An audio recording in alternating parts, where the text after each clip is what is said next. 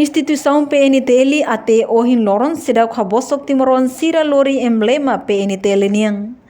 Terça-feira, chefe Departamento Trânsito Nacional, João Belo dos Reis, informação tune, liga ho informação GIFEBEI, o artista Indonésia Baim Wong, nebe viral los ia social media, nebe usa emblema PNTL niang, hodi habosok população Timor-Leste. Nune PNTL husuba comunidade Timor-Laran tomak, tanto inang amano jovem sira, labele mono balia bosok tamba idene crime skimming, nebe bosok ema hodi halo coleção ilegal via online.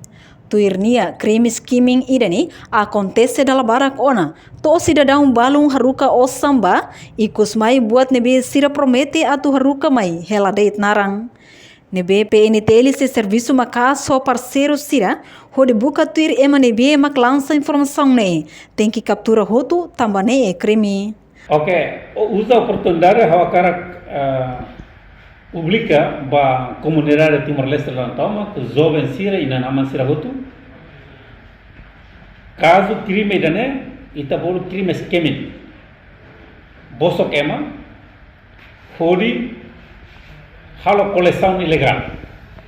Cobra ema, bosok ema cobra. Nebe ba husu ba cidadão hutu label kian ne. Laja autorização usi instituição PNTL atu usa emblema pode bosok ema. Nebe karik malu rumah hetan ka ema rumah kontak tu lori logo PNTL nya media sosial hatsane lali kerja. PNTL media porta-voz rasik, PNTL media rasik. Saya det mak PNTL atu lança sempre lança usi meios comunicação nebe mak PNTL. Nebe idane kita bolu crime scamming. Na crime ne barak acontece ona balu kiara biru tamanema balu haruka samba e depois toicos careta casasan nebe o presente haria nebe maksira promete será haruka mai ne falso la belfia penter serviço macas ho apoio usi tenedor sira para identificar MSN nebe maklansa informação ne di media sosial. Reportagem Melania Conceição, Televisão Timor-Post. Janela informação ba Ema Hotu. Atu atena informação atual dia kliu kita halua.